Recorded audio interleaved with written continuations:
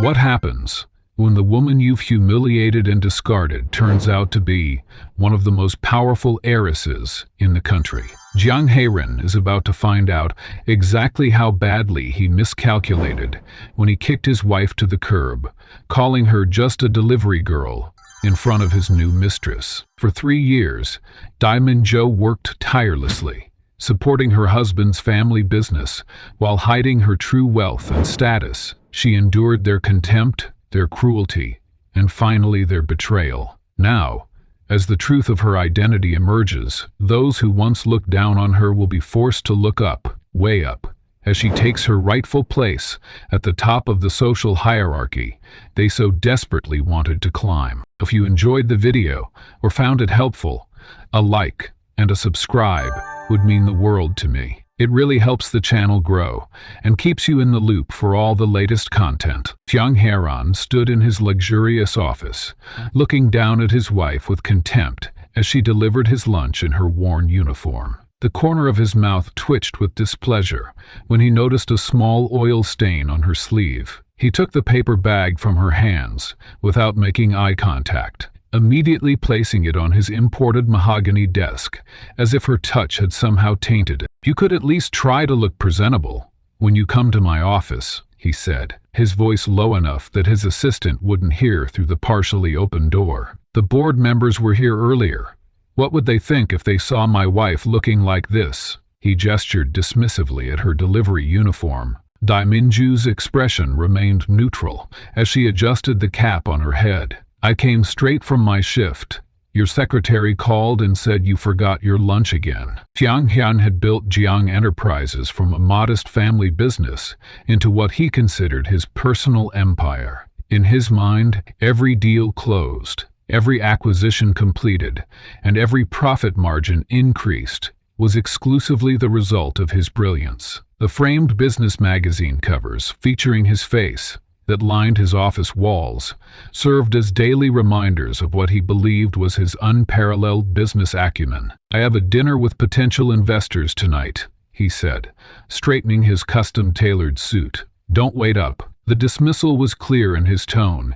He had no intention of bringing her along. Dimingun nodded, her eyes betraying nothing of her thoughts.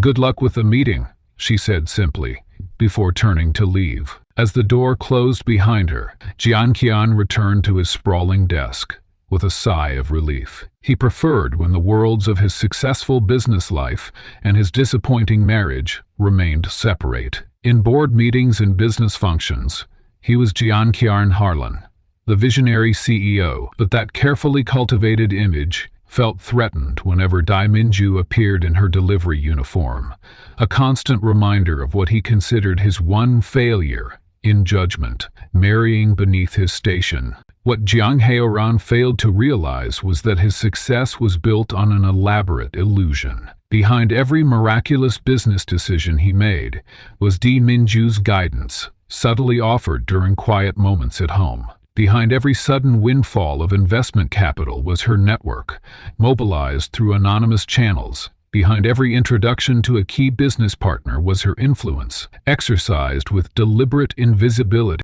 As Jiang's enterprises grew, so did Jiang Heiren's disdain for his wife. At first, he had merely been embarrassed by her occupation, making excuses for her absence at company functions. But as he climbed higher in business circles, that embarrassment morphed into active resentment. He began to see her not just as inappropriate for his status, but as an active impediment to it. "You need to understand," he told her one evening, after returning from a networking event. "People judge me by the company I keep.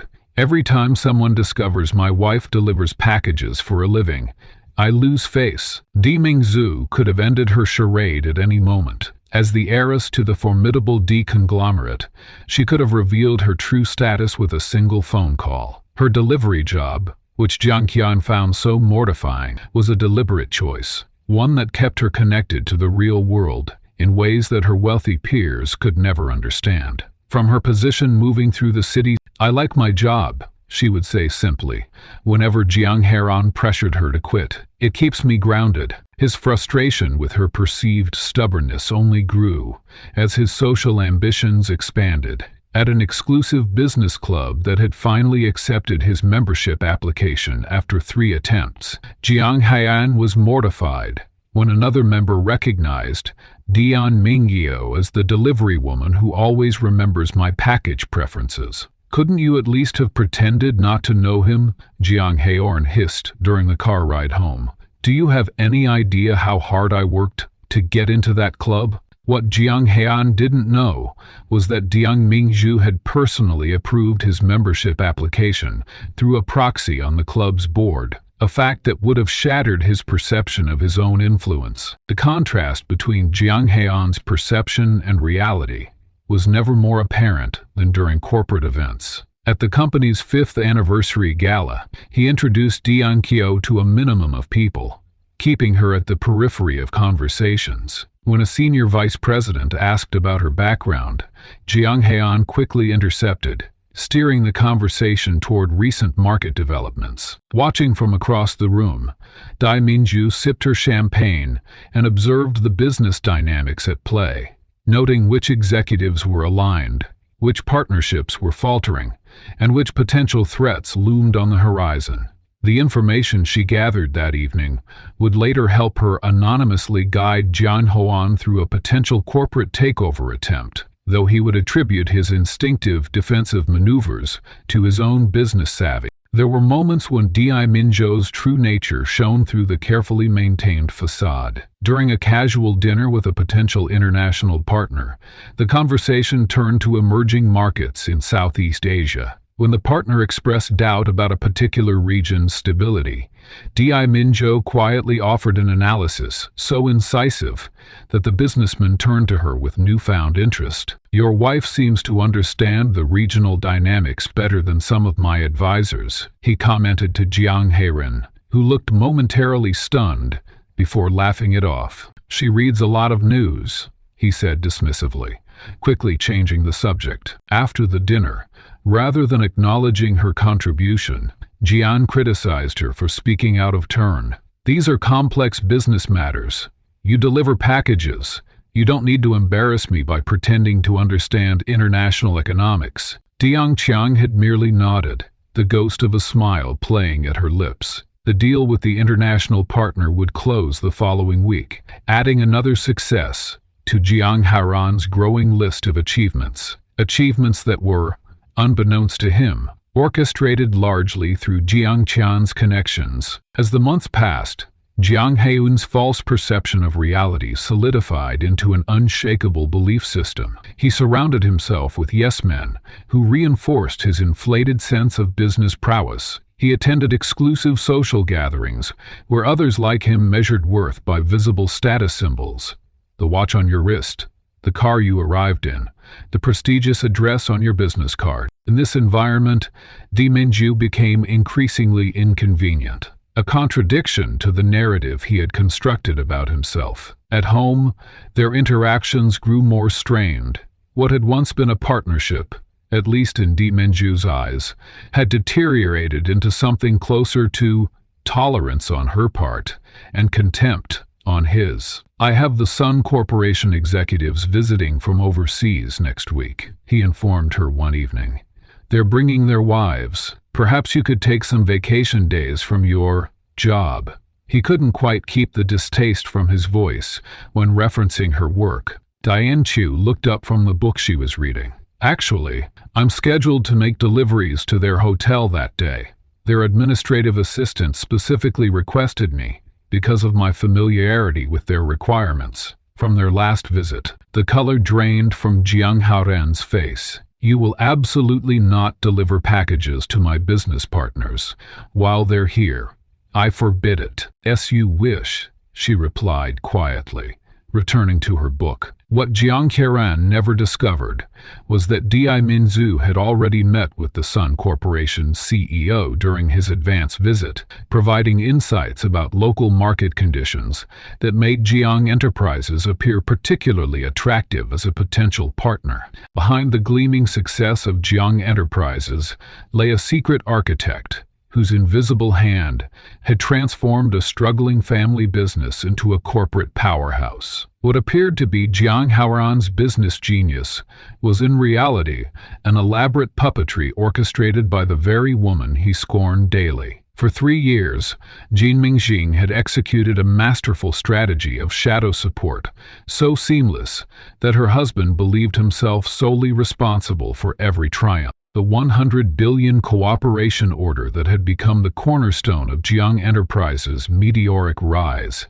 hadn't materialized through Jiang Haoran's negotiation skills, as he so proudly claimed to his board members. Rather, it was the culmination of Di Mingjiu's careful behind-the-scenes orchestration, a fact known only to her and a select few trusted associates who helped maintain her elaborate charade. The financial influx that saved the company from bankruptcy during its most vulnerable period had flowed through a network of anonymous shell corporations, a standard practice among the ultra-wealthy, but one that allowed Di Minzu to remain completely undetected as the source. The quarterly reports look exceptional again. Jian Qiaodian had announced at a board meeting 6 months earlier, chest puffed with pride. My strategic partnership with Eastern Global has exceeded even my expectations. What he didn't know was that Dian Jinju had spent weeks cultivating that partnership through childhood connections to Eastern Global's finance director, carefully presenting Jiang Enterprises as the obvious choice for collaboration without ever revealing her true identity or connection to the company. In the mornings, Dia Minju would don her worn delivery uniform and spend hours navigating the city streets with packages. In the afternoons, she would slip away to make critical phone calls from secure locations, moving financial assets and influencing key industry players with the authority that came with her family name. The contrast between these two lives couldn't have been more stark. The humble delivery worker versus the shadow puppet master of a burgeoning corporate empire. When the Tang manufacturing crisis threatened to derail a major production line, Jiang Haoran had spent sleepless nights frantically searching for alternative suppliers. He considered it a stroke of incredible luck when a premium materials provider suddenly offered favorable terms just hours before the deadline. The truth? Diang Minjian had recognized the brewing crisis weeks overheard in Jiang Haoran's home office. A single phone call from her to an old family connection had secured the alternative supplier, presented to appear as if they had approached Jiang Enterprises by happy coincidence. The company's expansion into Western markets, celebrated as Jiang Haoran's most visionary move, had similarly been facilitated by Di Mingyan's network. She had arranged introductions through intermediaries, coached Jiang Haoran indirectly on negotiation points by leaving industry articles where he would find them,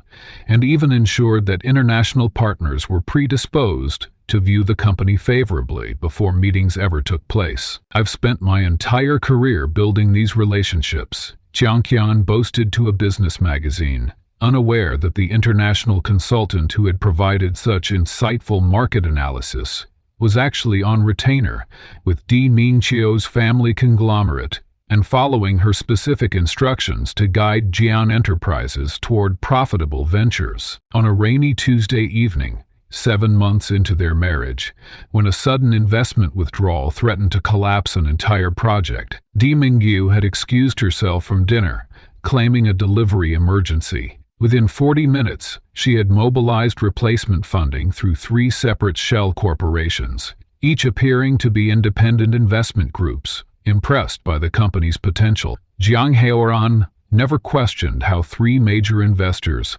coincidentally expressed interest on the same day, instead attributing it to his compelling business model. At a crucial networking event, while serving drinks in her part-time catering role, another job she had taken to maintain her cover, Dai Qiangqiu overheard discussions about an impending policy change that would severely impact Jiang Enterprises' tax structure. That night, while Jiang Qian slept, she drafted a complete restructuring plan and anonymously submitted it to the company's financial advisor as preliminary research from headquarters. The advisor presented it to Jiang Haoran, who implemented it immediately, never questioning its origin.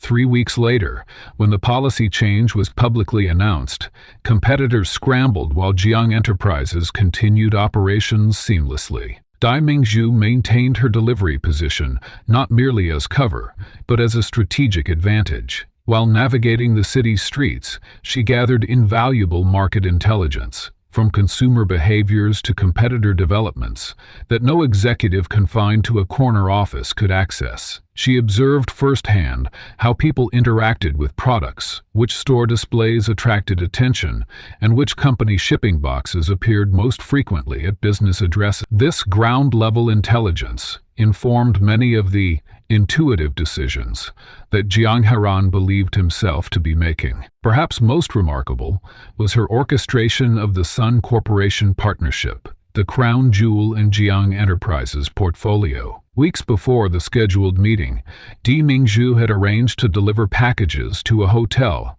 where she knew Sun's advance team was staying. A seemingly chance encounter in the elevator with Sun's market research director led to a conversation about local consumer trends. Impressed by her insights, the director had unwittingly incorporated her strategic recommendations into the preliminary partnership framework, positioning Jiang's Enterprises as the ideal local partner before negotiations had even begun. Diane Chio's motivation for this elaborate masquerade went beyond mere business interests. Born into immense wealth and power, she had watched potential suitors approach her family for years, each more interested in the Dai fortune than in her as a person. Her 3-year experiment, living as an ordinary woman, had been designed to find someone who would value her for herself, rather than her family's influence. The bitter irony was not lost on her, that in choosing to be loved authentically, she had married a man whose love was entirely conditional on status and appearance. The transformation of Jiang Enterprises from a struggling local business to a first-class corporation was no miracle of timing or market forces, as industry analysts claimed. It was the result of Di Mingya's extraordinary business acumen, her family's vast resources, and her willingness to direct both toward her husband's success while receiving nothing but contempt in return. As she sat in her delivery van outside a client's building one afternoon, she reviewed the latest financial projections on her secure tablet. The Jiang Company value had indeed multiplied many times over during their 3-year marriage, entirely through her orchestration. Yet that same morning, Jiang Hekan complained about her embarrassing work and suggested she find work more suitable for a company executive's wife. The irony might have been amusing if it weren't so painful. With each passing day, as Jiang Huayan's arrogance grew in proportion to the company's success, Di Mingzhu's patience diminished. She had established clear parameters for her experiment from the beginning, a 3-year timeline to determine if Jiang Heran was worthy of both her love and her eventual revelation. That deadline was fast approaching, and his behavior was making the conclusion increasingly obvious. The breaking point, she had anticipated, was no longer a theoretical possibility. As the experiment neared its 3-year mark, fate delivered the perfect catalyst in red stilettos and designer perfume. What Di Mingzhu couldn't have anticipated was how a single woman's calculated entrance would transform her methodical exit strategy into something far more revealing about the man she had married. Shen Ryu wasn't simply an opportunistic beauty. She was a strategic predator. Her appearance at Jiang Enterprises' investment gala was no coincidence. For months, she had studied Jiang Heran from afar, identifying his weaknesses with surgical precision, his insatiable hunger for validation, his obsession with status markers, and most significantly, his growing dissatisfaction with his ordinary wife. The first meeting was orchestrated down to the smallest detail. Shen Ryu spilled champagne on his custom suit, just enough to require assistance, but not enough to cause genuine frustration. As she dabbed at the fabric with practiced concern, she casually mentioned connections to 3 international investors Jiang had been desperately courting. The hook was set. "I've been following your company's trajectory for some time," she murmured, standing close enough that her perfume overwhelmed his senses. "Your leadership style is distinctive, So many have tried to replicate your success, but there's only one Jiang Haohan, isn't there? Di Mingju observed this interaction from across the room, noting how her husband's posture straightened, how his voice deepened with artificial authority. She didn't feel jealousy, only a profound sadness at how easily manipulated he was by the most transparent flattery. But beneath that sadness lay something else, clarity. This was the confirmation she had been waiting for. Within weeks, Shen Ryu had established herself as a fixture in Jiang Haohan's daily life. She appeared at his office with lunch from exclusive restaurants, scheduled herself into meetings with potential investors, and positioned herself as an unofficial consultant whose primary qualification was an uncanny ability to agree with everything Jiang said. "You're not just building a company," Shen Ryu told him during a private dinner, her hand resting possessively on his. "You're creating a legacy that deserves to be represented properly. Someone like your wife," she hesitated artfully. "Well, she seems lovely in her simple way, but a man of your caliber needs someone who enhances your image, not someone who delivers takeout to your competitor." What Jian Haoran failed to recognize was how deliberately Shen Ryu contrasted herself with Di Mingyu. Where his wife wore practical clothing suitable for her delivery work, Ryu draped herself in designer labels. Where Dianju offered thoughtful insights rooted in market reality, Ryu provided lavish praise. From where his wife maintained financial independence through her modest job, Ryu created carefully orchestrated opportunities for Jiang to shower her with gifts, each more expensive than the last. In the world of wealth and power, mistresses aren't merely affairs. They're status symbols that wealthy men acquire with the same calculation as their luxury cars and exclusive memberships. John Hahorn began parading Shen Ryu at business functions, introducing her to colleagues with thinly veiled suggestions of her importance, while Di Mingzu was relegated to the background or excluded entirely. "Your wife couldn't make it tonight?" an associate asked at a charity auction. "She's busy with her little delivery job," Jiang replied dismissively, as Shen Ryu draped herself decoratively across his arm. "Some people simply belong in different worlds." Di Mingzu watched this transformation with clinical detachment, documenting each transgression. When Shen Ryu began appearing in internal strategy meetings, Di Mingzu took notes. When Jiang transferred company funds to consulting fees for services Ryu never actually provided, Di Mingzu collected the paper trail. When sensitive company information began appearing in Ryu's casual conversation, revealing her growing influence in business decisions, Di Mingzu recorded these instances with meticulous care. The affair escalated with alarming speed. 2 months after their first meeting, Shen Ryu was accompanying Jiang Haran on business trips, photographed entering his hotel suite in Shanghai, Guangzhou, and Hong Kong. 3 months in, she was wearing jewelry purchased with company funds and driving a sports car registered to Jiang Enterprises. By the 4th month, she had her own office down the hall from the CEO, with a vague title that granted her access to confidential corporate information. "I don't understand why you put up with it," whispered Liu Wei, the only executive assistant who had shown Di Mingzu consistent respect. "Everyone in the company sees what's happening." Di Mingzu smiled faintly. "There's a difference between seeing and understanding," she replied. "Sometimes you need to let a situation fully develop before addressing it." What no one realized, not Jiang Heiren, not Shen Ryu, not even the loyal Liu Yeo, was that Di Mingzu had anticipated this scenario. The 3-year timeline she had established at the beginning of her marriage had included contingency plans for precisely this development. In her private notes, tucked away in a secure cloud server, she had written, "If fidelity occurs, observe without intervention.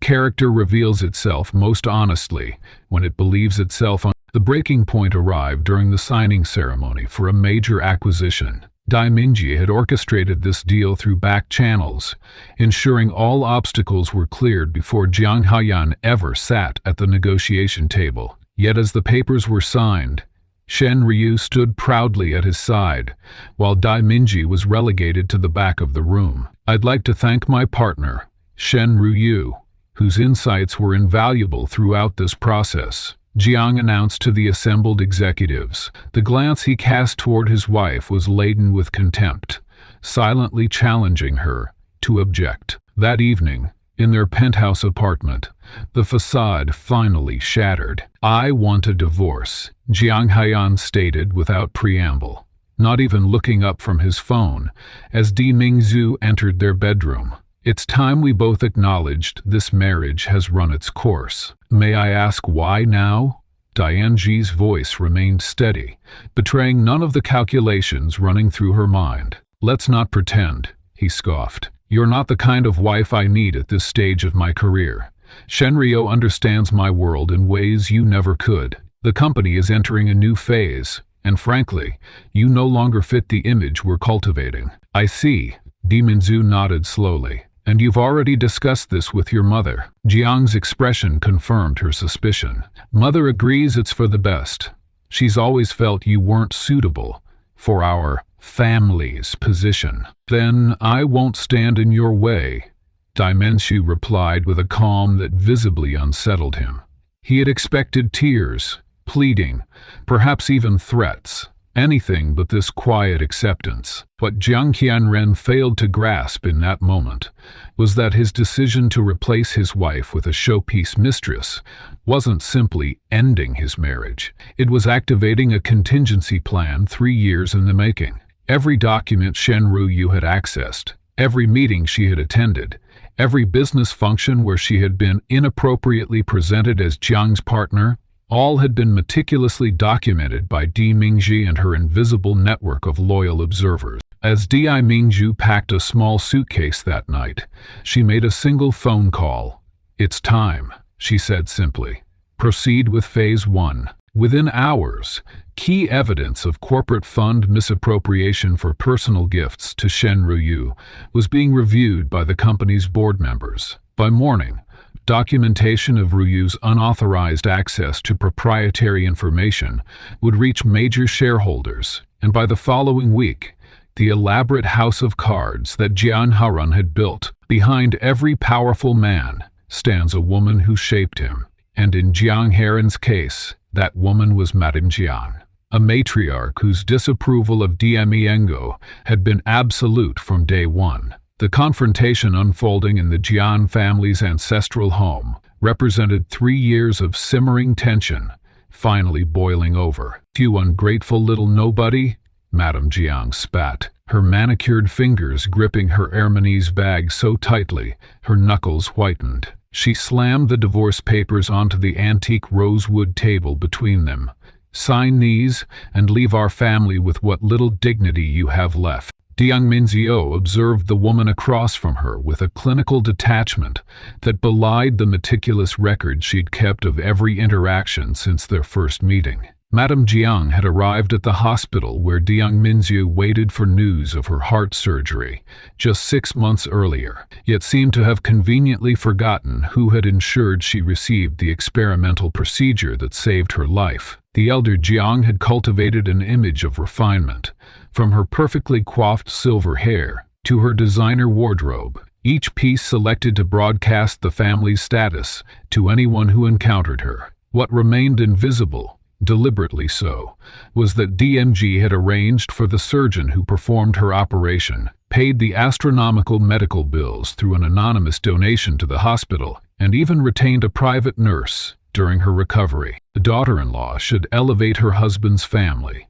Madame Jiang had lectured during their first meeting, evaluating Di Minzhu's delivery uniform with thinly veiled disgust. What can a stinky deliver guy possibly bring to the Jiang name, except embarrassment? The irony wasn't lost on Di Minzhu that the woman demanding her departure had unknowingly survived because of her intervention. The heart specialist who performed the emergency surgery had been a childhood classmate of Di Minzhu's, persuaded to take the case through a series of calls that couldn't be traced back to her. The hospital administrators had been told only that an anonymous benefactor wished to cover all expenses, a fiction maintained through several shell companies and trusted intermediaries. In wealthy business families like the Jiangs, daughters-in-law traditionally served two purposes: producing heirs and forging advantageous connections. Dai Minzu had deliberately failed at both,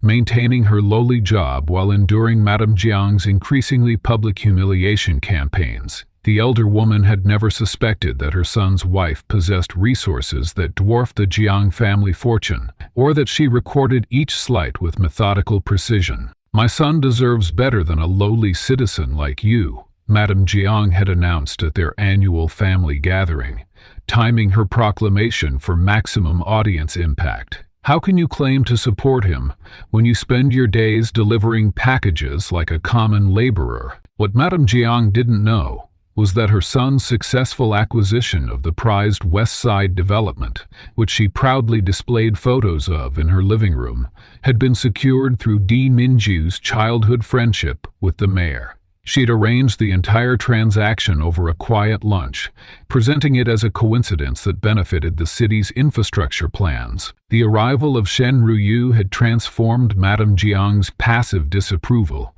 into active sabotage. She saw in the sophisticated socialite everything she had wanted in a daughter-in-law: connections to old money, social grace, and most importantly, someone who reinforced rather than challenged her position in the family hierarchy. "Shen Ryu comes from an excellent background," Madame Jiang whispered to relatives at their New Year's celebration. "Her grandfather was a provincial governor. Just imagine the doors she could open for Hayorn instead of that delivery girl who brings shame to our dinner table." The orchestrated campaign escalated with alarming speed after that.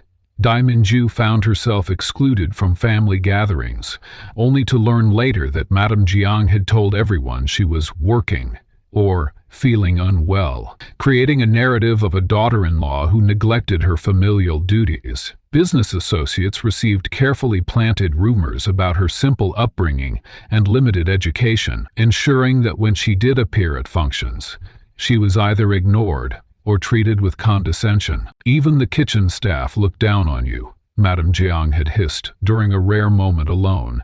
"My son made a terrible mistake marrying beneath him, but thankfully, mistakes can be corrected." That correction had culminated in today's ambush. Madame Jiang had arrived unannounced at the small apartment Dai Minji maintained as part of her cover, bringing not only divorce papers, but two male cousins whose presence was clearly meant to intimidate. The physical positioning wasn't subtle.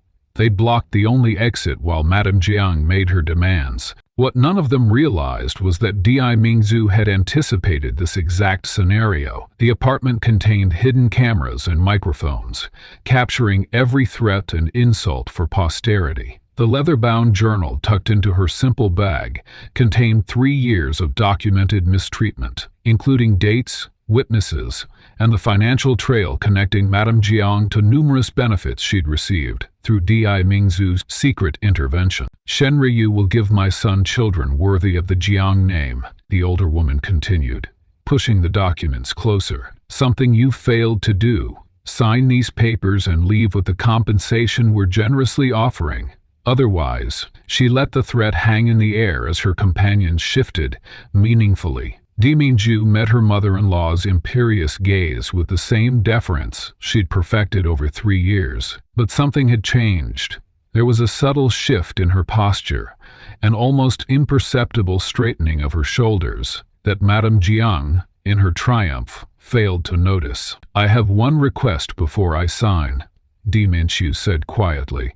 "A final meeting with the family lawyer present." The request puzzled Madame Jiang, who expected begging or tears, not this calm acquiescence. "Why involve lawyers? The terms are non-negotiable." "It's not about terms," DNG replied. "It's about transparency. I believe everyone should understand exactly what's being exchanged in this divorce." Her mother-in-law narrowed her eyes, sensing something amiss but unable to identify the threat. "Fine. Tomorrow morning at the lawyer's office. But don't think you can extract more money from us." As Madame Jiang gathered her designer bag and motioned for her enforcers to follow, She remained oblivious to the fact that Di Mingjia had just set into motion the final phase of her 3-year plan. The meeting would serve as the perfect venue to begin unraveling the carefully constructed facade of the Jiang family's success. Di Mingzhu watched them leave before reaching for her phone. With 3 precise taps, she sent a pre-composed message to her actual legal team, not the Jiang family lawyer who had drafted the insulting settlement proposal. By morning, they would have compiled the comprehensive dossier documenting not only Jiang Horn's misdeeds, but his mother's active participation in numerous schemes that had benefited from Di Mingzhu's secret assistance. The documents that would seal Di Mingzhu's revenge were being prepared across the city, but Jiang Qian was orchestrating a spectacle of his own making. The grand ballroom of the Imperial Hotel glittered under 500 crystal lights, each one reflecting the wealth and success Jian had achieved in the past 3 years. Tonight's annual company gala wasn't merely a celebration.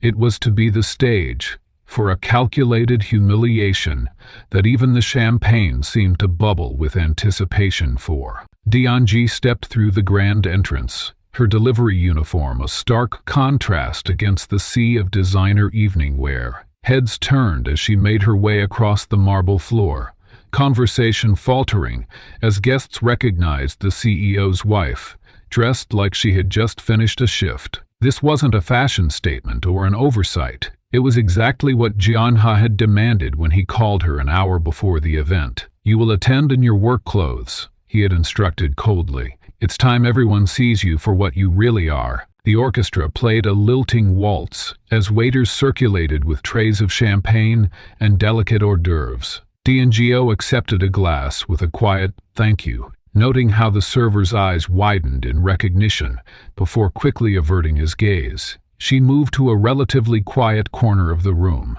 observing the social dynamics at play with the practiced eye of someone who had spent a lifetime reading people's intentions. At precisely 9 o'clock, Jiang Haiyan tapped his crystal flute with a silver spoon. The ringing sound rippled across the ballroom, and conversations faded to expectant silence. He stood on the small stage, Shen Ryu at his side in a crimson gown that hugged her figure and sparkled with embedded crystals. Paid for, Zhen Yu knew, with company funds. Distinguished guests, valued partners, and dedicated employees, Jiang Heiran began, his voice amplified through the sound system.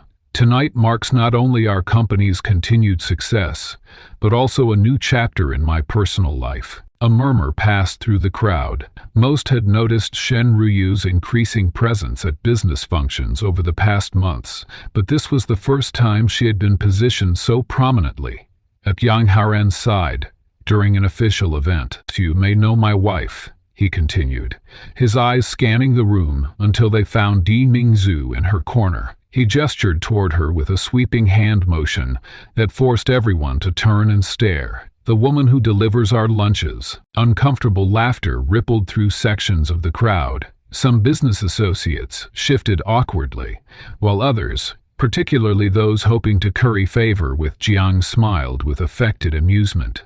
Di Mingzhu remained perfectly still, her expression neutral as hundreds of eyes assessed her worn uniform against the backdrop of luxury. "But many of you don't know," Jiang Yangqin continued, his voice taking on a theatrical quality, "is that our marriage has run its course. Tonight, I'm pleased to introduce someone who truly belongs at my side as we take Jiang Yangqin privates to new heights. Please welcome Shen Ruyu, my partner in both business and life." Moving forward, applause broke out, hesitant at first, then growing as people realized their response was being monitored by the CEO. Shen Ryu stepped forward, offering a practiced smile that displayed perfect teeth and calculated charm. She placed her hand possessively on Jian Horan's arm, the diamond bracelet on her wrist catching the light. "Thank you all for your support during this transition," Shen Ryu said into the microphone,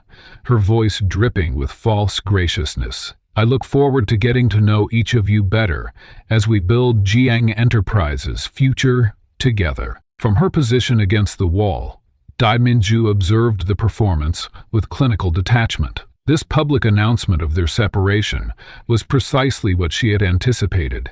The final piece of evidence she needed to document the complete picture of Jiang Haiyan's character. Her eyes moved methodically around the room, noting which business partners looked uncomfortable with the display and which seemed to relish the drama. Tian Yeon wasn't finished. He raised his glass again, drawing attention back to himself. And I'd like to extend my gratitude to Di Minju for her services over these past years. Sometimes we outgrow the people who were with us at the beginning. I wish her well in her continued career delivering meals, a role much better suited to her capabilities. The cruelty of his words hung in the air. Several executives from partner companies winced visibly. An older woman, in an embroidered jacket, the CEO of a logistics company, set her champagne down with a sharp clink and whispered something to her assistant. A few of the longer-serving employees looked at the floor, embarrassment evident in their posture. Yet not a single person stepped forward to defend Di Mingzhu. The power dynamics were too clear.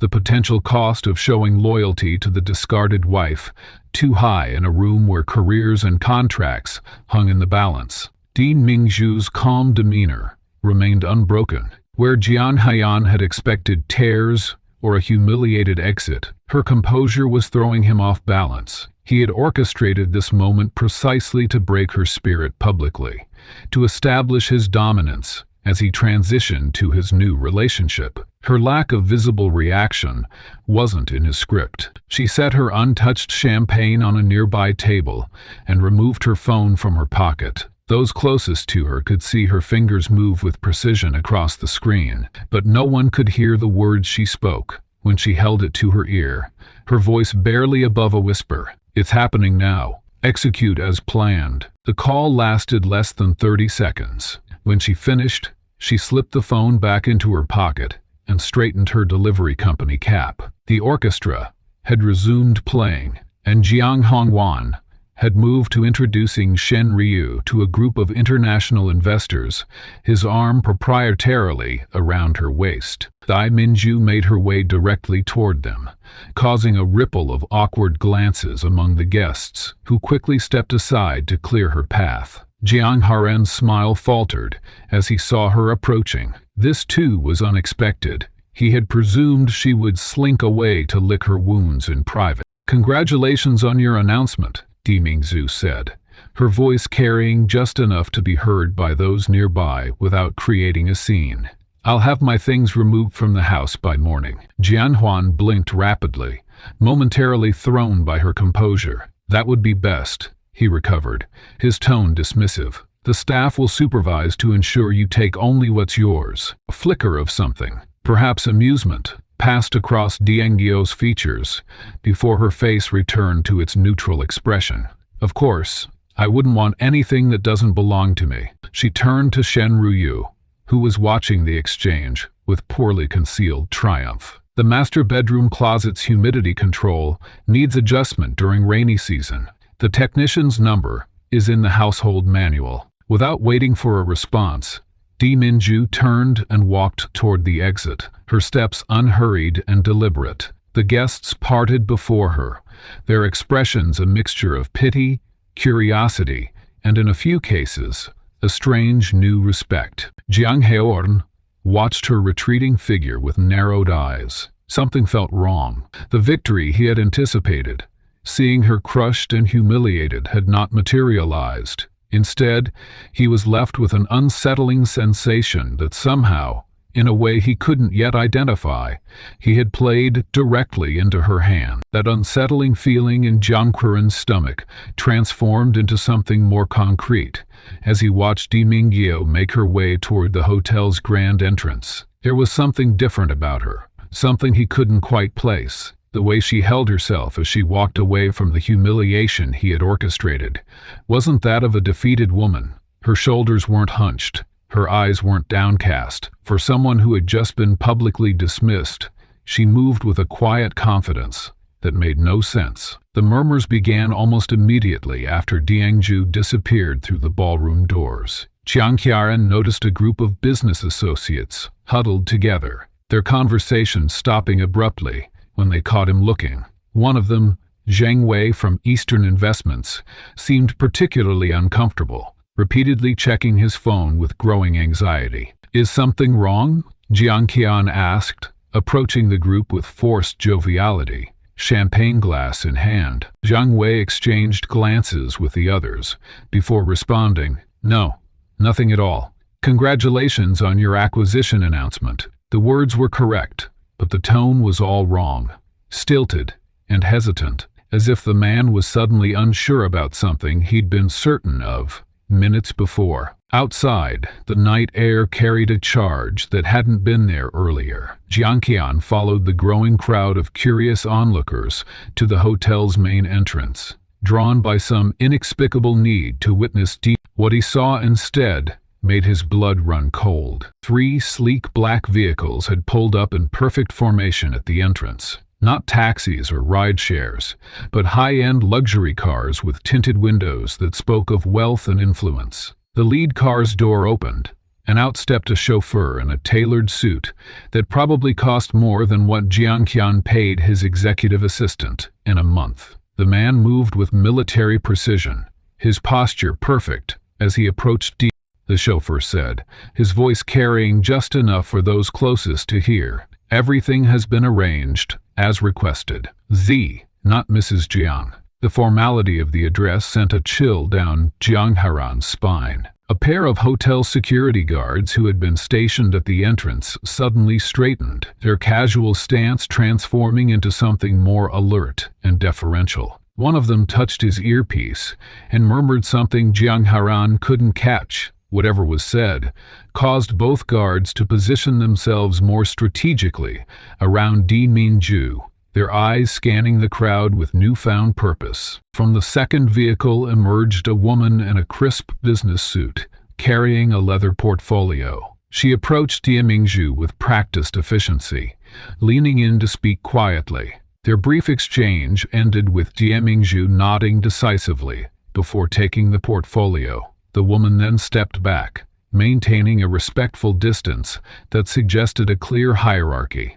With the transformation in Di Mingju herself was subtle but unmistakable. Her posture shifted, her chin lifted slightly, and when she spoke, the soft, deferential tone that Jiang Haran had grown accustomed to was gone. In its place was a clear, commanding voice that expected and received immediate attention. "Proceed with the accounts as discussed," she instructed the suited woman, "and ensure the paperwork is filed by morning." A senior executive from Anhui Financial Group, who had been watching the scene unfold from near the entrance, approached DNQ with an unexpected display of deference. Jian had spent months trying to secure a meeting with someone from this financial giant. Yet here was their vice president, speaking to his soon-to-be ex-wife as if she were a valued and important client. "What an unexpected pleasure," the executive said, his tone warm with recognition. "Will you be attending the summit next week?" Dai Mingyo smiled, not the hesitant smile Jiang Qian knew, but something confident and self-assured. "Of course, Director Jiao. I wouldn't miss it. We have much to discuss about the Eastern expansion." Director Jiao nodded eagerly. "I'll ensure your usual suite is prepared." Her usual suite? Jiang Qian's mind raced. What summit? What Eastern expansion? And why would a financial group director know his delivery girl wife by name? More puzzling was the sleek, cutting-edge phone Diangzu pulled from her pocket. Not the modest model he'd seen her use for years, but a custom device that wasn't even available on the consumer market. She made 3 calls in quick succession, each lasting less than 30 seconds. Each call seemed to set something in motion, as evidenced by the flurry of activity among her growing entourage. After the first call, the suited woman immediately began typing rapidly on her tablet. After the second, the chauffeur made a call of his own, speaking urgently to someone about securing the premises. And after the third call, a man who had emerged from the third vehicle approached Diang Mingqiu with a tablet for her to review. pointing to specific items that made her nod with satisfaction. The gathered crowd had grown, with hotel guests and gala attendees lining the entrance, whispers spreading like wildfire. Jiang Haren caught fragments of conversation around him. Always thought there was something about her. Did you see how Director Zhao practically bowed? Cannot believe he didn't know who he was married to. A junior executive from Jiang Enterprises approached, his face pale. "Sir," he whispered urgently, "there's something you should know. I just received notification that our corporate accounts are showing unusual activity. Access permissions are being changed system-wide." Before Jian could process this information, his phone buzzed with a message from his head of security. "Sir, my credentials have been revoked. The entire security team has been locked out of the building.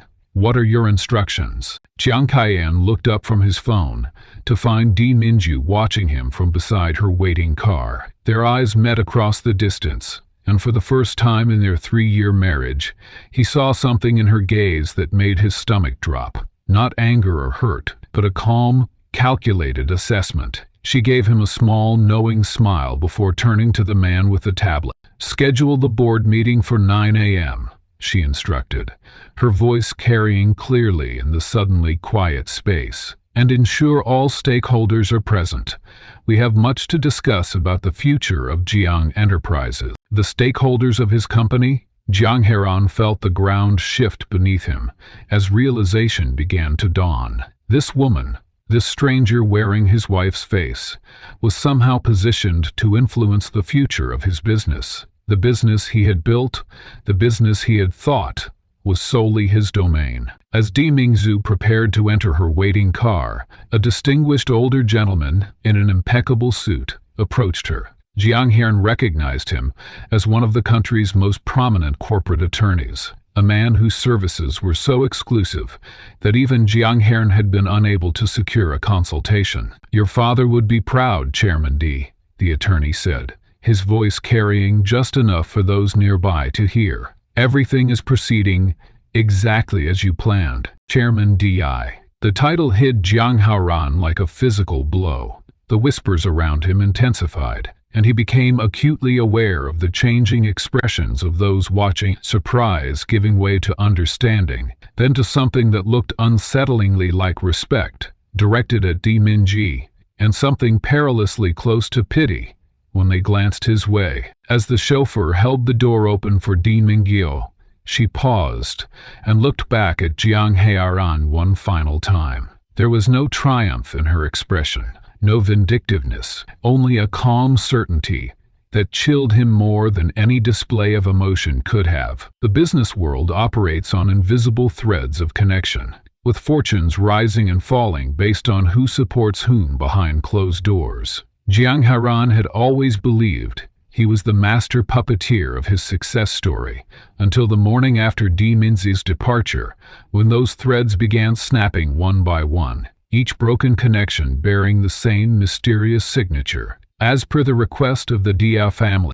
the first notification arrived precisely at 7:03 a.m. Jiang Heran had barely settled into his executive chair, the memory of last night's humiliation of his soon-to-be ex-wife still fresh in his mind, when his computer chimed. The brief message offered no explanation beyond those 7 words that would soon haunt him. As per the request of the Dai family, he dismissed it as a mistake. Surely this was some administrative error or a bizarre coincidence. The Dai family? Who were they to command such influence over the Takahashi group? He instructed his assistant to arrange an emergency call with their Japanese counterparts, confident that his charm and negotiation skills would resolve whatever misunderstanding had occurred. But his call went unanswered, his emails unread, his messages delivered but ignored. By 9:17 AE, a cold sweat had broken across his forehead as 5 more termination notices appeared in his inbox. The pattern was unmistakable. These weren't random setbacks, but a coordinated withdrawal. His finance director burst into his office without knocking, her face ashen. "The Henderson Fund has pulled their investment, all 150 million, without warning," She hesitated before adding, "Their statement cites instructions from the D family as the reason." Jiang Heron slammed his fist on the desk. "Who are these D people? I've never even heard of them." The truth was more terrifying than he could imagine, that he might have heard the name, but never connected it to the woman who had served him dinner in a delivery uniform for 3 years. By noon, the company executives had gathered in the conference room, their faces grim as they reported the cascade of disasters: supply chains disrupted, credit lines frozen, distribution partners vanishing. The chief financial officer, typically unflappable, looked physically ill as he reported that 4 banks had simultaneously called in their loans, demanding immediate repayment of funds that had built the company's new headquarters and funded its most recent acquisitions. "This isn't a coincidence," the CFO said quietly. "I've been in business for 30 years. I've never seen anything like this. It's as if someone flipped a switch and turned off our entire network of business relationships at once." Jiang Heron's phone lit up with a message from his legal team. 6 lawsuits filed against the company in the last hour, all from different entities, all citing breach of confidentiality agreements we never knew existed. Outside the conference room windows, they could see staff gathering in clusters, whispering anxiously. News was spreading. The company that had seemed invincible yesterday was crumbling today. Several employees were already clearing their desks, rats leaving what they perceived as a sinking ship. By mid-afternoon, Shen Ryu burst into Jiang Heron's office without announcement, her perfect makeup unable to hide her mounting panic. "What's happening? My cousin just called. She says everyone in the industry is talking about Jiang Yangsa collapsing." Her voice, which had been so seductive just yesterday, now held a shrill edge of fear. "Fix this, Heron. You promised me a position as your wife, not the partner of a failed business." His mother arrived 30 minutes later, her designer bag clutched to her chest like a shield. "I've just been turned away from my salon," she hissed. "They said my membership had been revoked. My friends are sending me messages asking what's happening to our family business." Her eyes narrowed with accusation.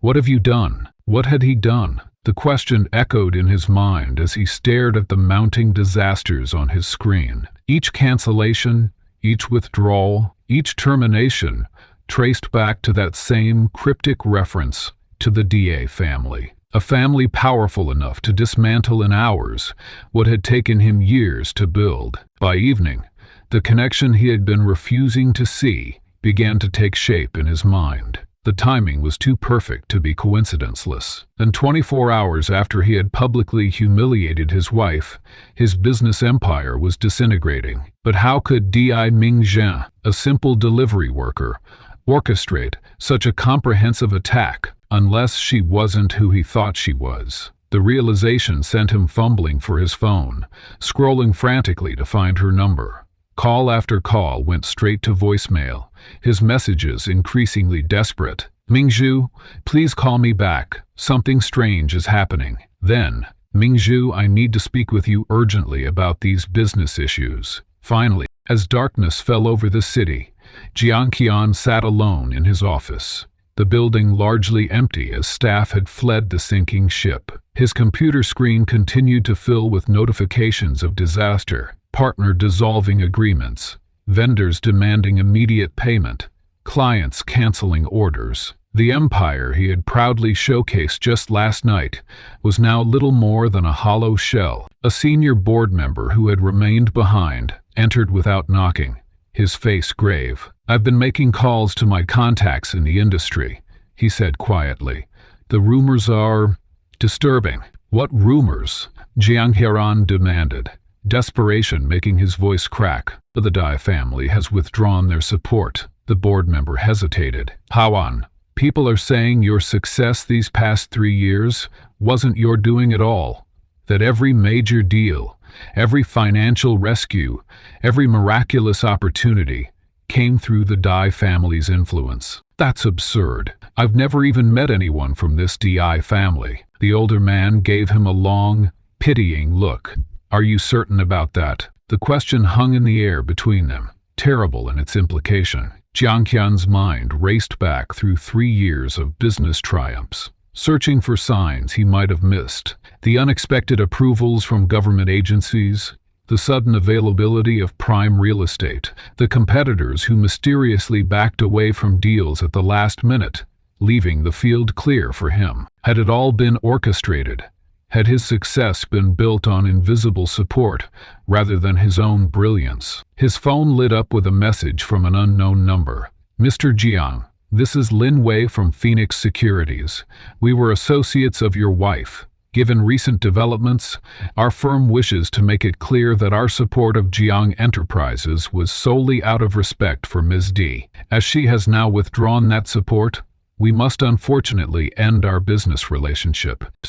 D, not Mrs. Jiang. The room seemed to tilt around him as pieces fell into place. The mysterious phone calls she occasionally took in private, the business insights she offered that had seemed surprisingly sophisticated, the way certain powerful figures had sometimes given her looks of recognition at events where she should have been invisible in her delivery uniform. With shaking hands, he opened his laptop and typed "Die Family" into the search bar. The results made his blood run cold. One of the oldest, wealthiest, most influential business dynasties in the country, with connections stretching across industries and governments. Known for operating behind the scenes, their name rarely appeared in public, but was whispered with respect in the highest circles of power. And he had just publicly humiliated a member of this family, had treated her like a servant for 3 years, had paraded his mistress in front of her, and demanded a divorce as if dismissing an unwanted employee. Truth has a way of emerging at the most devastating moment, like a tsunami that builds silently before crashing onto suspecting shores. As the morning newspapers hit the stands across the city, the photo of DMG out, not in her delivery uniform, but in an impeccable business suit, transformed Haoen's world into quicksand beneath his feet. The headline stared back at him with merciless clarity. Dai Conglomerate announces new CEO. Dai Mingzhu returns to take family helm after 3 years' absence. His coffee spilled across the imported marble countertop, dark liquid seeping into the morning paper as his fingers went numb.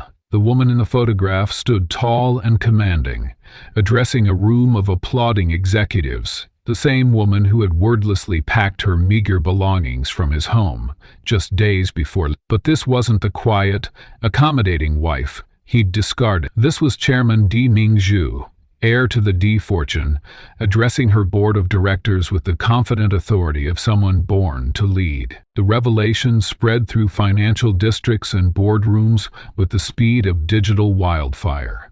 Trading floors fell silent as brokers stared at their screens, watching deconglomerate's stock surge while Jiang Enterprises plummeted. Every business channel ran special segments on the return of the D Princess, with archival footage showing a younger Dai Minju at prestigious university graduations, philanthropic galas, and early board meetings before her mysterious disappearance 3 years ago. Financial analysts scrambled to calculate the implications, their voices rising with barely contained excitement as they discussed the seismic shift in market dynamics. This revelation represented the DI family's holdings spanned 17 countries and 42 industries, explained a financial commentator on the Morning Business Report, standing before a digital map illuminating the family's global reach. Assets conservatively estimated at over 800 billion yuan, they have maintained a controlling interest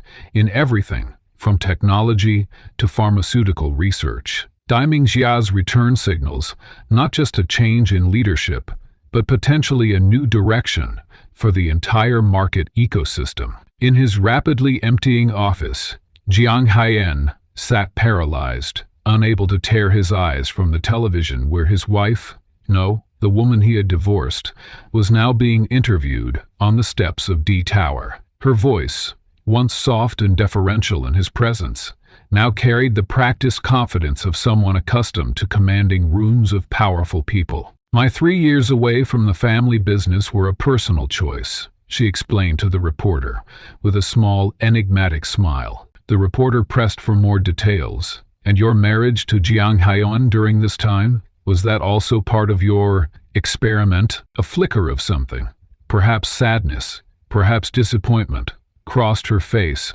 before her composed expression returned. I believed it was possible to find genuine connection based on character rather than circumstances. Some experiments yield unexpected results that prove valuable in their own way. Jiang Haiyan flinched at the measured response, remembering his cruel dismissal of her at the gala, the way he'd showcased Shen Ruyu while relegating his wife to the background. With horrible clarity, he realized that every business associate who had witnessed his arrogance that night was now watching this broadcast, connecting the dots, understanding exactly what he had done and what he had lost. His phone began ringing incessantly. First came calls from frantic board members demanding explanations, then former friends offering insincere sympathy while distancing themselves from his rapidly sinking ship. The most telling calls were the ones that never came, from business partners who had already decided his fate without needing confirmation. At the exclusive Century Club, where Jiang Haiyan had once proudly flaunted his membership, emergency meetings convened behind closed doors. "The man publicly humiliated a Dai," whispered one senior member, shaking his head. "Do you understand what this means? The family's connections extend to every regulatory body, banking institution, and major corporation in this country. He's finished." Another nodded gravely. "My sources say the four Dai brothers are particularly protective of their sister. They've already withdrawn the 400 billion yuan cooperation order that was sustaining Jiang's expansion. Without it, his leveraged position is untenable." Outside Jiang Enterprises headquarters, satellite trucks, gathered as reporters, competed for the most dramatic angle on what business channels were already calling the deception. Former employees, sensing the company's imminent collapse, began sharing stories of the times they'd watched Jiang Haiyan treat his wife with dismissive contempt, never suspecting her true identity. "She once suggested an alternative approach during a strategy meeting," recalled a former marketing director. Jiang laughed and told her to stick to delivering packages. The irony is, her suggestion was exactly what the D conglomerate had successfully implemented 3 years earlier in their Southeast Asian markets. By midday, a press release from the DI family legal team confirmed what business insiders had already suspected. The casual support D Minzia had provided to Jiang Enterprises represented less than 0.1% of the family's investment portfolio. The statement clinically detailed that this minor experimental investment had been officially terminated, with all associated support structures being immediately withdrawn. The business district's most prestigious buildings, many owned by DI family subsidiaries, simultaneously issued notices banning all Jiang family entities from their premises. Access cards were deactivated, leases terminated with reference to obscure contractual clauses that few had noticed when signing. Within hours, Jiang Haiyan's corporate empire found itself physically locked out of the business ecosystem it had once navigated with such confidence. In his increasingly desperate state, Jiang Haiyan attempted to reach former colleagues at Eastern Global Financial, only to have his calls redirected to junior associates, who politely informed him that the executives were unavailable for the foreseeable future. The message was clear. No one would risk their relationship with the DI family to assist the man who had so publicly rejected one of their own. When he finally reached his mother, her hysterical sobbing provided no comfort. "Do you know what you've done?" she wailed. "The D family, the actual D family, do you understand who they are? Their annual charitable donations alone exceed your entire company's worth. How could you not have known?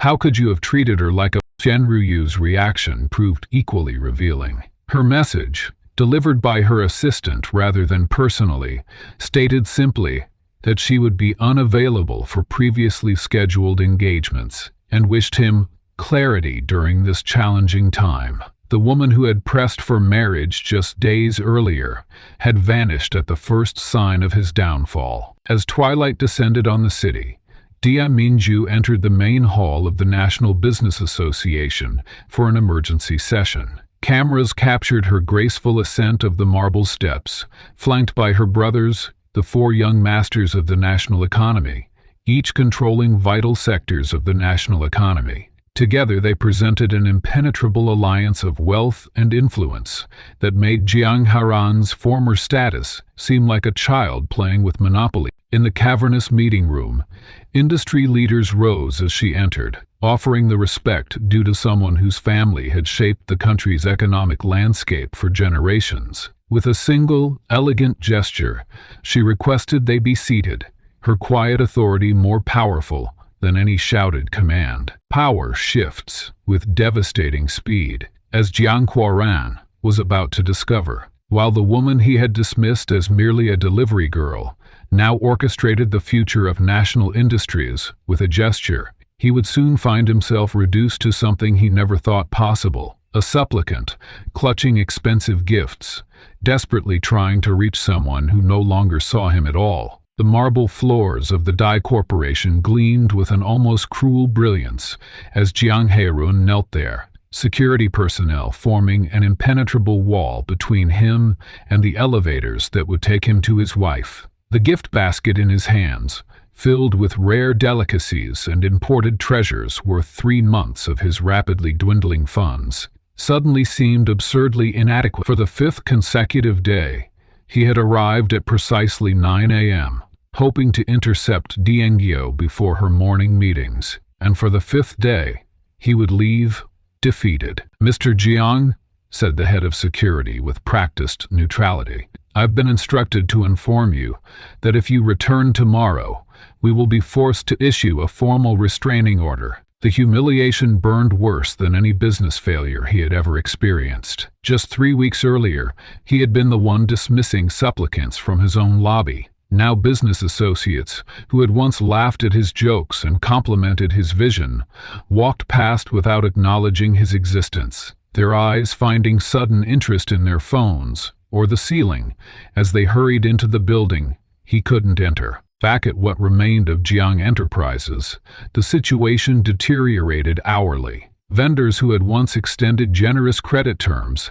now demanded payment upon delivery. 3 staff departments had been let go as bankruptcy loomed. Most painful was the exodus of his social circle. Invitations dried up, calls went unreturned, and former friends suddenly had scheduling conflicts whenever he reached out. The divorce proceedings moved forward with mechanical efficiency, orchestrated by a team of attorneys whose combined hourly rates could purchase a luxury car. Diangyou herself remained completely inaccessible, communicating solely through legal representatives who delivered messages with cold precision. When his desperation took increasingly pitiful forms. He sent handwritten letters, detaining memories of their early relationship, conveniently editing out his dismissive behavior. He attempted to bribe D Corporation employees for information about her schedule. He even stood outside her favorite restaurant for 4 hours in the rain, only to discover later she had been dining elsewhere. "Perhaps if you wore your old uniform, she might take pity on you," one former business associate remarked, with barely concealed derision at a chance encounter. The comment stung with particular cruelty.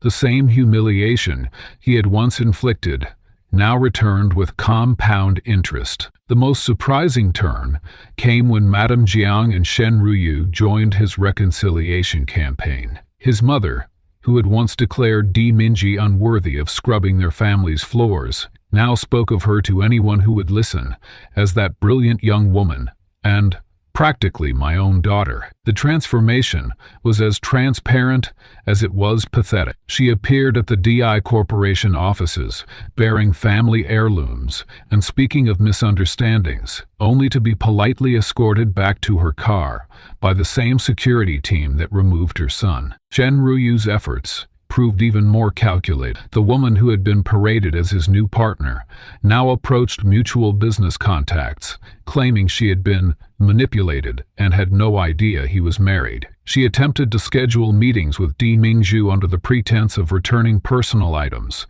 her previous disdain replaced with effusive admiration for the woman's business acumen. The business community watched this theater of hypocrisy with a mix of disgust and fascination. "Did you see Shen Ruyu's social media post praising Di Mingzhu as a female business icon?" remarked one executive to another. Within Jiang Qian's hearing, the same woman who called her a pathetic delivery girl at the West Side Development dinner less than a month ago. The shamelessness is almost impressive. The financial consequences intensified with each passing day. The divorce proceedings tangled with bankruptcy filings, as creditors circled like predators sensing weakness. Asset valuations became battlegrounds where experts argued over what remained of Jiang Enterprises' worth. The complexities multiplied as business interests and personal property became intertwined subjects of dispute. Legal experts hired by media outlets to comment on the case noted the unprecedented nature of the proceedings. In high-profile divorces involving significant business assets, the valuation and division become extraordinarily complex, one commentator explained. When one spouse has contributed substantially to the other's business success without formal recognition, as appears to be the case here, the legal battles can be particularly contentious. The public spectacle added another layer of suffering.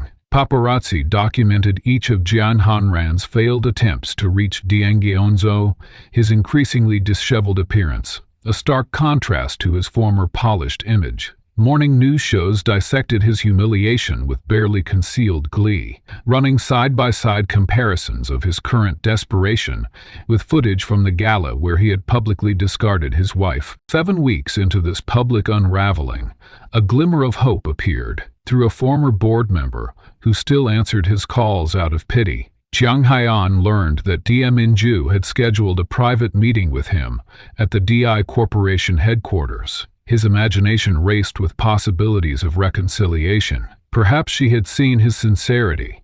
Perhaps some remnant of feeling remained. He spent more than he could afford on a new suit, had his hair professionally styled, and rehearsed what he would say. The night before the meeting, he slept for the first time in days, dreaming of a path back to his former life. The D Corporation's executive floor projected the quiet confidence of old money and established power. Jiang Haran was escorted to a conference room where Diangji sat at the head of a gleaming table, flanked by attorneys. She wore a perfectly tailored suit in deep blue, her posture and expression revealing nothing of her thoughts. He searched her face for any flicker of the woman who had shared his bed for 3 years, but found only the measured gaze of a business executive preparing to conclude an unsatisfactory transaction. "Mr. Jiang," she said, using his surname with formal distance, "thank you for coming. We have prepared the final settlement agreement for your review." His carefully prepared speech about second chances died in his throat as a thick document was placed before him. This was not reconciliation, it was conclusion. "I thought," he began, his voice catching, "I hoped we might discuss—" "There is nothing to discuss," she interrupted with calm precision. "The terms are non-negotiable. You may review them with your counsel, but they will not change." The settlement laid out in clinical detail the dismantling of his life. While not completely destructive, she had left him enough to start over at a modest level. It extracted everything he had valued: the company, their shared properties, his reputation, and most of his liquid assets. What remained was enough to begin again, but only from a position so far below his former status that it might as well have been another lifetime. One of her attorneys explained each section with professional detachment, while Jiang Haren stared at Di Mingzhu, willing her to meet his eyes with something other than cool assessment. She did not. "Why are you doing this?" he finally asked when the attorney paused. "Is it just revenge?" For the first time, something flickered in her expression. Not softness, but a moment of genuine consideration. "This isn't revenge," she said, her voice neither angry nor gentle. "This is consequence.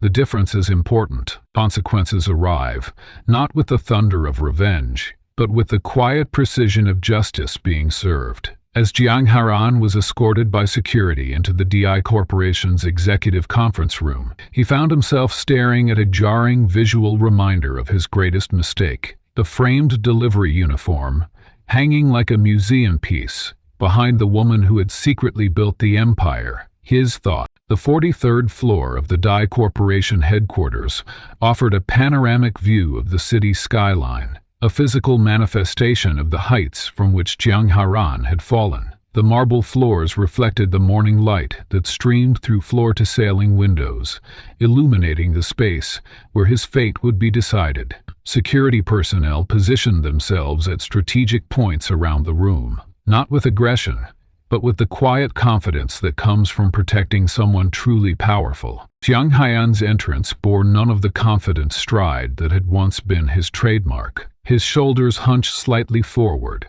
as he crossed the threshold into Diang Min's domain. The security detail that had escorted him maintained a respectful distance, close enough to intervene if necessary, but far enough to allow this final confrontation its dignity. For all his preparation, the expensive suit he could barely afford, the rehearsed words of contrition, nothing could have prepared him for the striking transformation of the woman seated at the head of the conference table. Dai Minju had undergone a metamorphosis so complete that, had it not been for her eyes, those same observant eyes that had watched him for 3 years, he might not have recognized her. Gone was any trace of the unassuming delivery worker. Her posture exuded authority, her shoulders straight, her chin slightly raised. The deep blue tailored suit she wore seemed to have been crafted not just to fit her body, but to embody her position. Her hair, once pulled back in a practical ponytail,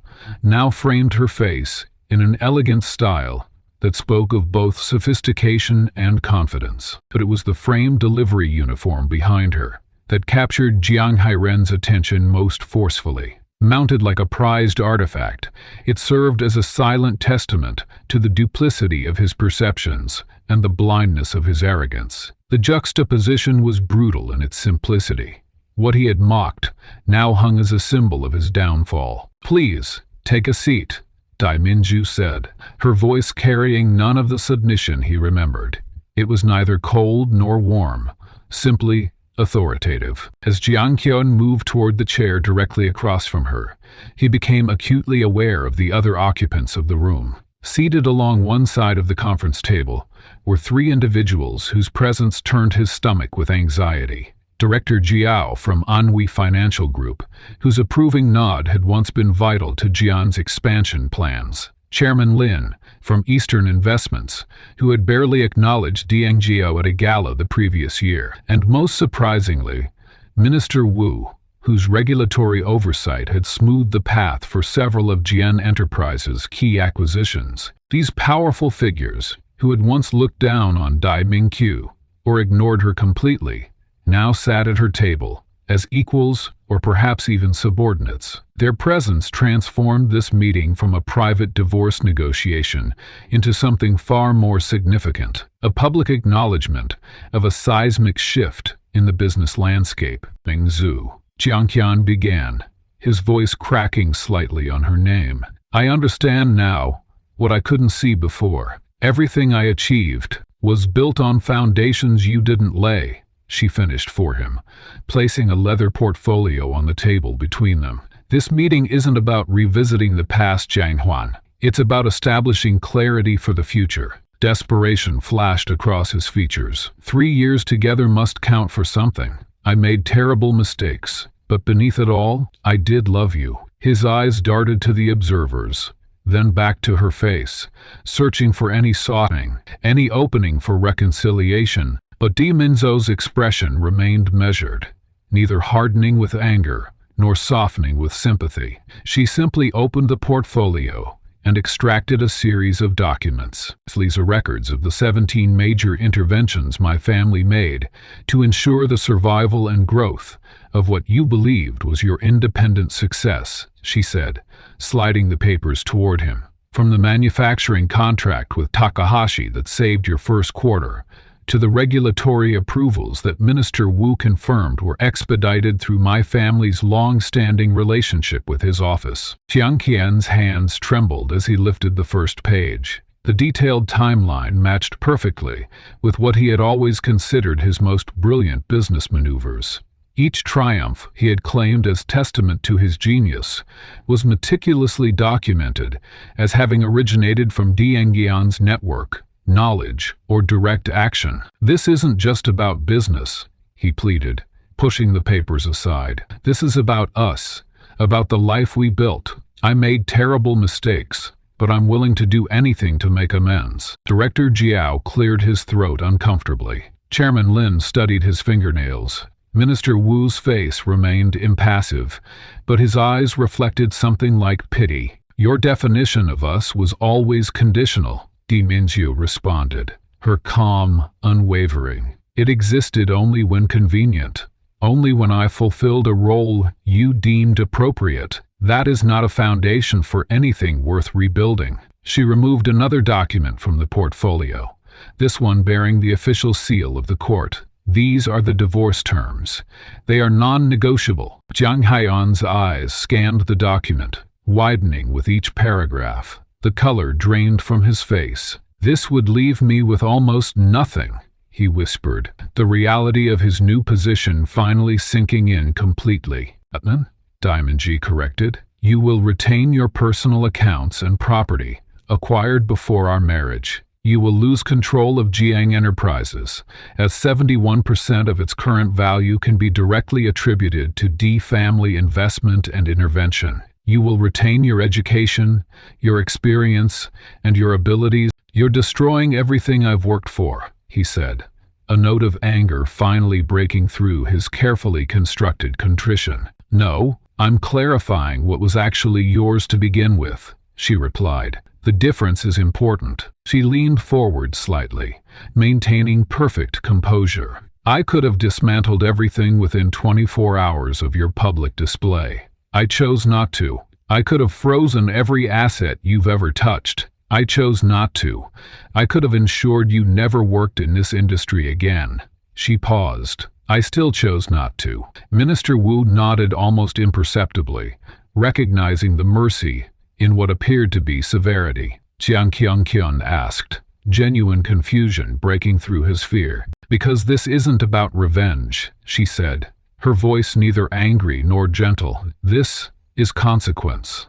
The difference is important." For the first time, something like understanding crossed Zhang Heran's face. The distinction she drew was not semantic. It was fundamental to who she was. Even now, revenge would have been emotional, personal, designed to cause pain.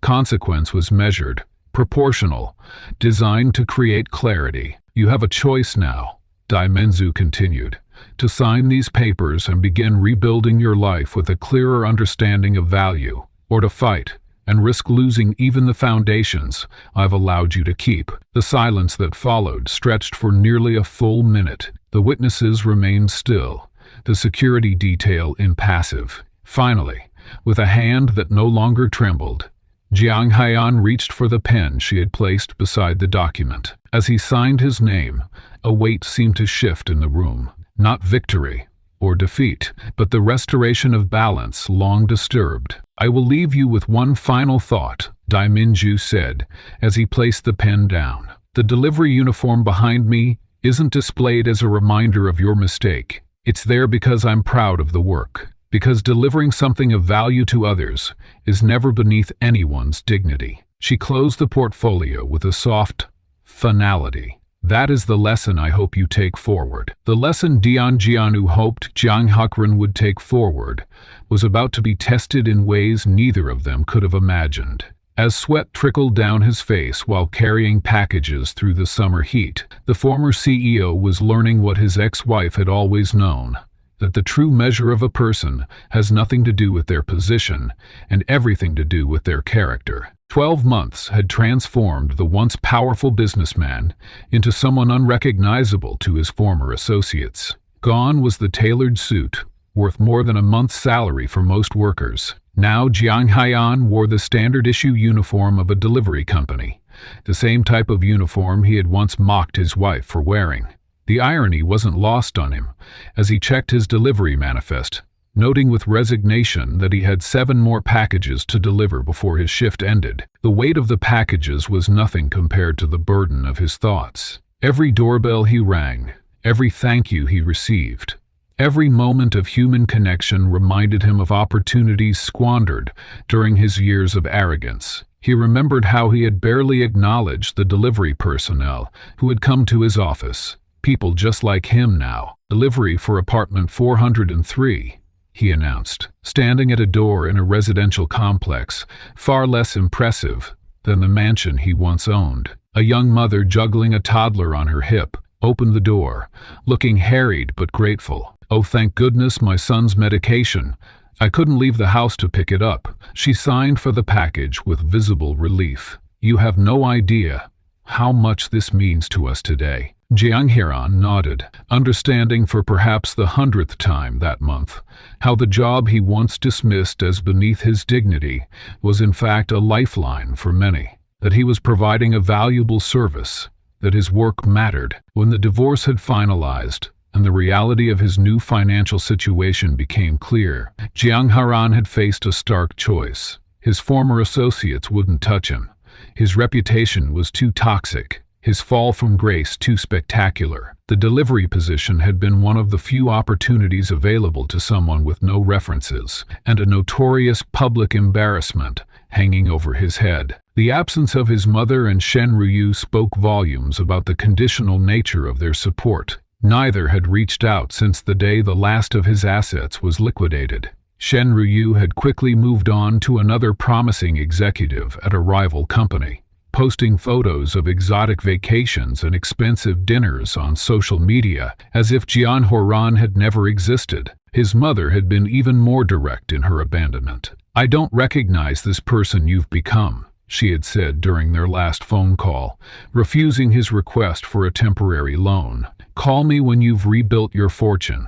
The sting of those words had faded somewhat over time, replaced by an unexpected sense of clarity. For the first time, he saw the transactional nature of what he had believed was unconditional love. Each day on the delivery route had chipped away at his former self. The physical labor had stripped away the soft indulgence of his executive lifestyle, leaving him leaner, stronger, and surprisingly, more at peace. His hands, once soft from handling only documents in crystal glasses, were now calloused and strong. His eyes, once narrowed in perpetual judgment, had softened with understanding. His route today would take him into the financial district, a world he had once ruled. As he approached the towering glass buildings, he felt a strange mix of emotions. There was still a pang of loss, but it was now accompanied by something unexpected: relief. The constant pressure to maintain appearances, to one-up competitors,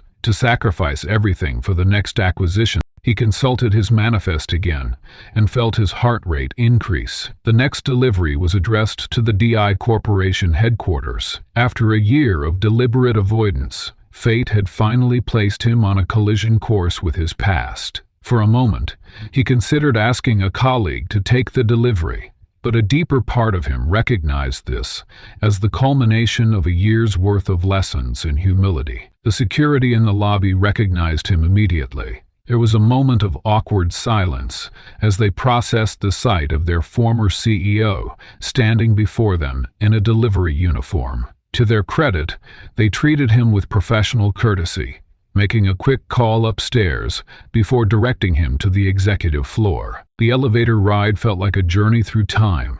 Each floor marked the ascent toward a confrontation he both dreaded and somehow welcomed. When the doors opened, he stepped into the sleek reception area of the executive suite. A year ago, he would have strode through such spaces with entitled confidence. Today, he waited patiently at the desk, package in hand, employee ID badge visible. "I'll take that," said an executive assistant, approaching with an outstretched hand. But before the package could change hands, a door opened and Di Minju emerged from her office. The year had been kind to her. Where Zhang Qian had been humbled, Di Minzu had flourished. Her confidence was no longer hidden beneath a deliberately modest exterior, but radiated naturally. The business press had covered her triumphant return extensively, documenting how she had taken the already successful D Corporation to unprecedented heights, with innovative approaches to traditional industries and ethical business practices that were reshaping corporate culture. Time seemed to stop as their eyes met across the reception area. Staff members froze, uncertain how to react to this unexpected reunion. Jiang Haoran stood perfectly still, the package still in his hands, waiting for her lead. Would she ignore him? Have security escort him out? Use this moment to remind him of his fall? Didi Minzu did none of these things. Instead, she walked directly toward him with measured steps. "Mr. Jian," she said, her voice neither cold nor overly familiar. This time, Diaz didn't argue.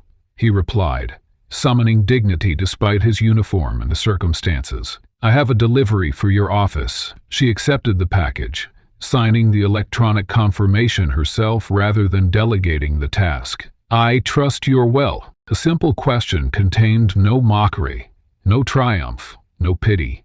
It was offered with what appeared to be genuine interest. In that moment, Jiang Haiyan realized that true power had nothing to do with the ability to destroy others, and everything to do with the choice not to. "I am," he answered honestly, "better than I've been in a long time." She studied his face, seeming to find confirmation of his words in his expression. "I'm glad to hear it." A small crowd of executives had gathered at a respectful distance, watching the exchange with barely concealed curiosity. Diang Qian noticed and did something unexpected. She extended her hand to Jiang Hairan. "Thank you for the delivery," she said clearly, ensuring her staff witnessed this moment of respect. As they shook hands, Jiang Clairon felt something pass between them. Not forgiveness exactly, but acknowledgement.